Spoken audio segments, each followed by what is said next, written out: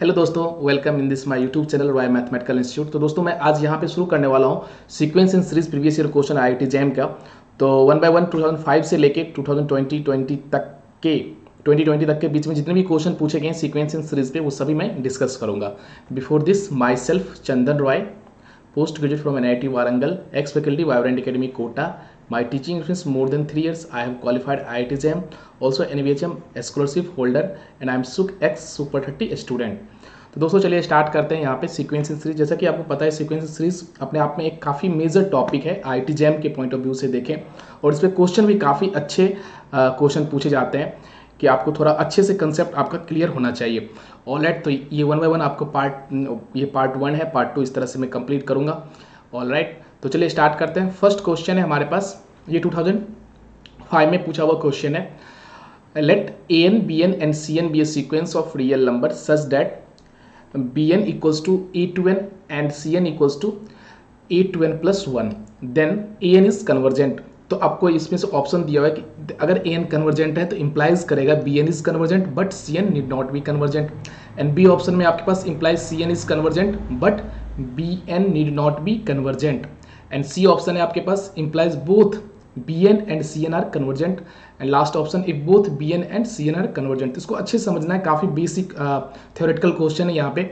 तो अगर आपके पास देखिए यहाँ पे क्या दिया हुआ है कि an कोई सीक्वेंस है आपके पास, इसके दो अगर आप यहाँ से देखें तो bn क्या है, जस्ट a to n है, और cn क्या है, a to n plus 1 है। डेट मींस इसी की सब सीक्वेंस की बात कर रहा है कि यहाँ पे a to n जो कि bn है आपके पास, और यहाँ पे इसकी एक अलग सब सीक्वेंस 2n plus 1 जो कि आपका cn बोल रहा है। ऑलराइट, तो अगर an कन्वर्जेंट होगा, दिस इंप्लाइज, आप जानते हैं कि अगर सीक्वेंस अगर कन्वर्जेंट होता है तो उसके सारे सब सीक्वेंस क्या होते हैं, कन्वर्जेंट होते हैं। दैट मीन्स bn भी कन्वर्जेंट होगा और cn भी कन्वर्जेंट होगा, क्योंकि ये a to n और a to n plus 1 क्या है, उसका सब सीक्वेंस ही तो है, और साथ साथ यहाँ पे कॉम्प्लीमेंट्री सब सीक्वेंस इसको बोला जाता है।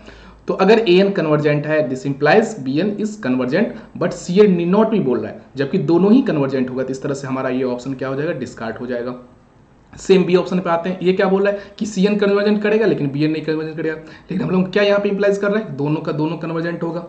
ऑलराइट, सी ऑप्शन पे आते हैं, implies both bn and cn are convergent.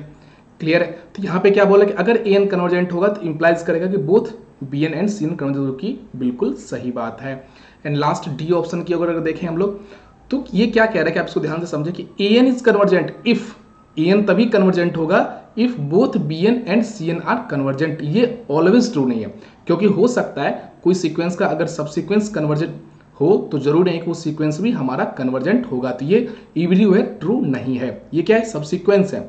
ये क्या बोल रहा है कि an is convergent if both bn and cn convergent. For example के लिए आप देख सकते हैं कि अगर आपने an ले लिया इस तरह से, तो इसको अगर आप ब्रेक करेंगे तो ये क्या हो जाएगा, 1 फॉर n इज इवन, -1 हो जाएगा कब, जब n इज ऑड। तो इसी को हम लोग क्या बोलेंगे, n इज इवन करस्पॉन्डिंग आपको क्या आएगा, a to n आएगा, n इज ऑड करस्पॉन्डिंग क्या आएगा, a to n plus 1 आएगा, है कि नहीं। दोनों का दोनों क्या है, a to n भी हमारा क्या है, कन्वर्जेंट है, क्योंकि कांस्टेंट सीक्वेंस बन गया। लेकिन क्या ये सीक्वेंस कन्वर्जेंट है, तो नहीं, ये ऑक्सिलेटरी सीक्वेंस है कि नहीं। तो इस तरह से ये ऑलवेज ट्रू नहीं है। क्लियर है, तो इस तरह से आप बोल सकते हैं ये भी हमारा डिस्कार्ड हो गया। तो ओनली ऑप्शन जो है सी हमारा करेक्ट है कि अगर an कन्वर्जेंट होगा तो both bn and cn are convergent. ये सॉरी, ये आपका करेक्ट है। तो सी ऑप्शन इस तरह से आपका करेक्ट ऑप्शन है। तो चलिए दोस्तों, ये हमारा 2005 का क्वेश्चन था, काफ़ी बेसिक और थ्योरेटिकल क्वेश्चन था। ऑलराइट, नेक्स्ट क्वेश्चन की तरफ मूव करते हैं। तो नेक्स्ट क्वेश्चन है, यहाँ पे लिमिट आपको फाइंड करना है 2n+1, 3n+1 and upon 2n+3n is equals क्या होंगे। ऑलराइट, तो देखो इस तरह क्वेश्चन को सबसे पहले करना है क्या आपको कि limit n tends to infinity 2n+1 3n+1 upon 2n+3n को सबसे पहले क्या करें, इसको थोड़ा सा हम लोग 2n इंटू 2 लिख सकते हैं, और यहाँ पे 3n इंटू 3 लिख सकते हैं, और नीचे में अगेन हमारे पास गिवन है 2n प्लस 3n को एज इट इज हमने रहने दे दिया।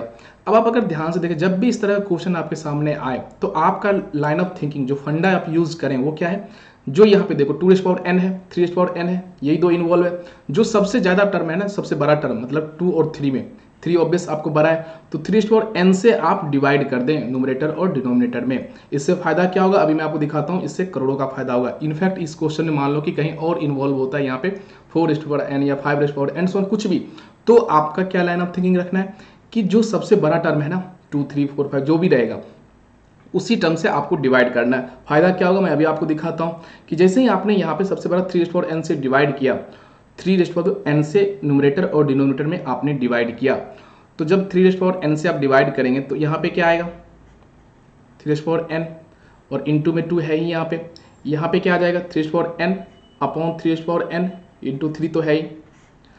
अब यहाँ पे क्या हो जाएगा 2n अपॉन 3n और यहाँ पे ऑलरेडी 3n था और हम लोग डिवाइड कर रहे हैं इस तरह से। तो अब क्लियरली आपको दिख रहा है कि ये 2n यहाँ भी पावर n है, तो क्या मैं इसको एक साथ लिख सकता हूँ 2/3n, बिल्कुल लिख सकते हैं। यहाँ पे तो आप ये कैंसिल हो गया, या तो सिंपली आप ये समझे कि 3 ही बचा हुआ है, ये 3n और 3n तो कैंसिल आउट हो गया, सेम है। और यहाँ पे अगर अगेन सेम वही चीज़ हम लोग कर लेंगे 2/3 और यहाँ पे अगेन हमारा 1 आ गया और लिमिट ऑब्वियस चल रहा है आपका n tends to infinity. Clear है। अब अगर आप ध्यान से देखें तो आपको एक ये फंडा पता है, क्या पता है कि जब भी आपका अगर कोई यहाँ पे मान लीजिए ए अगर आपका जो है वो 0 और 1 के बीच में लाई कर रहा है, तो a⁻n अगर करते हैं तो ये आपका 0 टेंड्स कर जाएगा as n tends to infinity. मतलब 0 और 1 छोटा नंबर है और पावर अगर बढ़ाते जाएंगे, जैसे 1/2 को आप स्क्वायर कर दो 1/4 हो गया और छोटा होते जाता है कि नहीं। तो वही चीज़ यहाँ पे आपको हेल्प करेगा कि ये क्या है 2/3 क्या है, छोटा है। क्यों छोटा हो गया, क्योंकि आपने 3 को, क्योंकि मैंने आपको बोला जो हाईएस्ट है उससे आप डिवाइड करें, तो ऑब्वियस है ये 1 से छोटा हो जाएगा, है कि नहीं। तो इस तरह से ये आपका term n tends to infinity पे 0 पहुंच जाएगा। ये भी टर्म आपका कहाँ पे चला जाएगा 0 पे टेंड्स कर जाएगा। तो सिंपली आपके पास क्या बचेगा, ऊपर न्यूमरेटर में आपके पास 3 बचेगा और नीचे आपके पास 1, तो सिंपली यहाँ पे 3 आप बोल सकते हैं। तो इस तरह से ऑप्शन ए जो हमारा वो करेक्ट ऑप्शन होगा। तो चलिए ये भी काफ़ी इस तरह से आपको लाइन ऑफ थिंकिंग क्या रखना है कि जब भी जो इसमें इन्वॉल्व रहेगा ना, जब इस तरह से पावर आ जाए तो आपको सबसे हाईएस्ट टर्म से डिवाइड कर देना है। चलिए नेक्स्ट क्वेश्चन की तरफ मूव करते हैं। ये भी काफ़ी अच्छा क्वेश्चन है और जैम 2007 में पूछा गया है। सबसे पहले इस क्वेश्चन को देखते हैं कि क्वेश्चन क्या क्या रहा है कि नहीं। क्वेश्चन को अगर देखें तो let an be a increasing sequence of positive real number such that the series ak is divergent. Let sn इस तरह से सीक्वेंस ऑफ पार्शियल सम जो आप समझते हैं ak का इस तरह से लिया गया है। अगर आप ध्यान से देखें तो थोड़ा बहुत आपको आइडिया होगा सीक्वेंस ऑफ पार्शियल, जैसे s1 क्या आएगा a1 तक जाएगा, s2 क्या आएगा a1 प्लस a2 होगा, s3 जब रखेंगे तो क्या आएगा k1 से लेकर n तक वेरी करेगा, that means a1 plus a2 plus a3 and so on move करेगा। तो जस्ट इसी को तो बोलते हैं किसी सीरीज का सीक्वेंस ऑफ पार्शियल सम, है ना।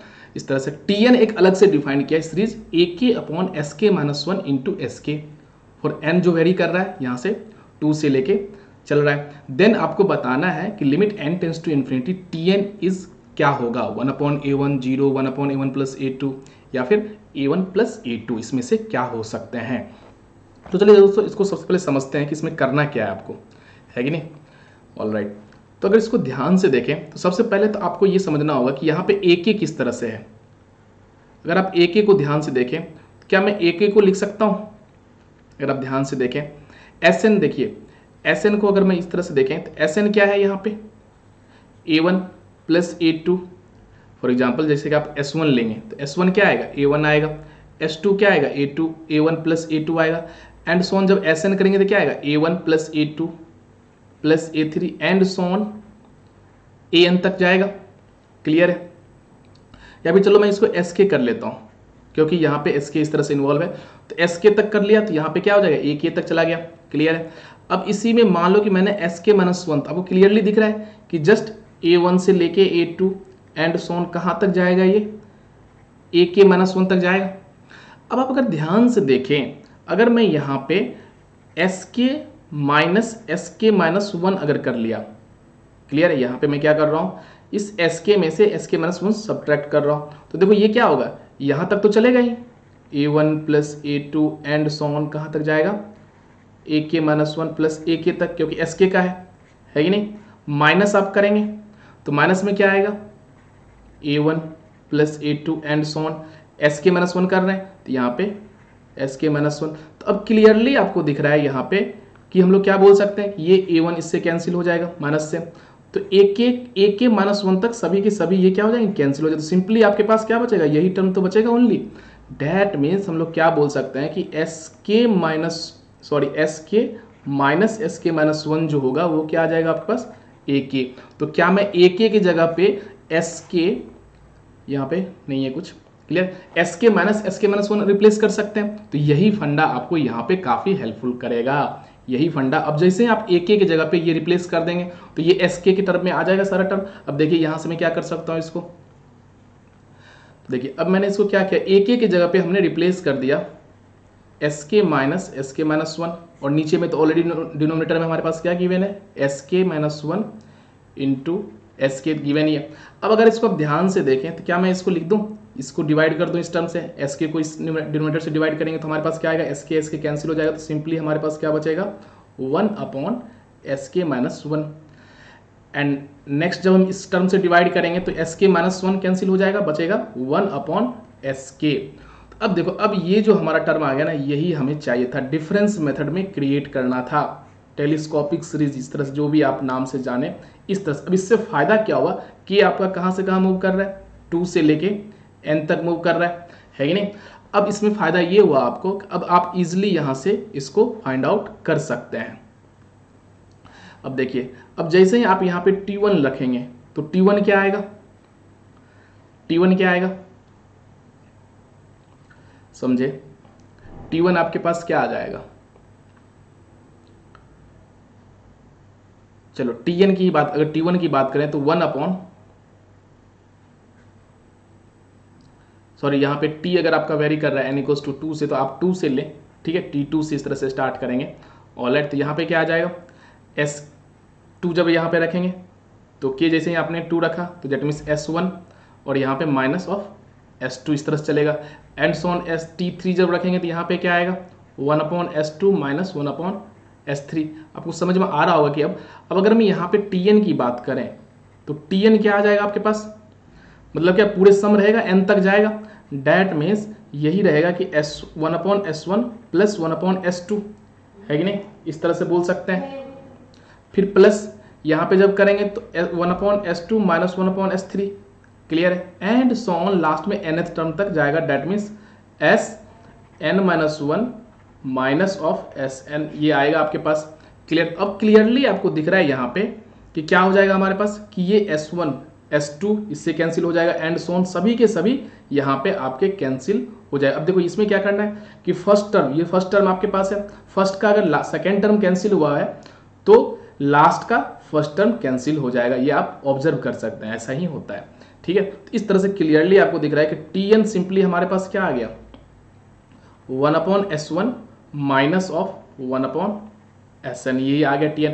अब हमें क्या निकालना है, limit n tends to infinity Tn।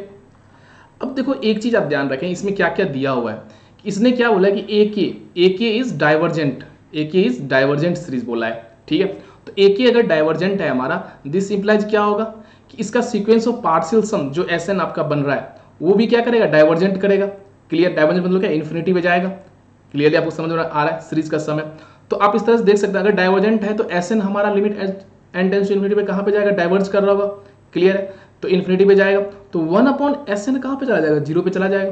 तो इसी डाइवर्जेंट के कंसेप्ट से आप यहाँ पे बोल सकते हैं कि ये हमारा n टेंड्स टू इन्फिनिटी पे, क्योंकि 1/(Sn) हो गया, क्लियर है, तो ये 0 पे चला जाए। तो सिंपली हमारे पास क्या बचेगा, S1, और S1 क्या है, जस्ट A1 ही तो है, तो यही हमारा आंसर हो जाएगा। तो इस तरह से ऑप्शन ए जो है आपका करेक्ट है, क्लियर है। तो इस तरह से हम लोगों ने ये क्वेश्चन कर लिया। तो दोस्तों यहाँ पे मैं बाकी क्वेश्चन को भी और बाकी अलग जितने भी ईयर के क्वेश्चन है हम लोग यहाँ पे करेंगे, लेकिन फिलहाल मैं आपको यहाँ पे एंड कर रहा हूँ ये सेशन।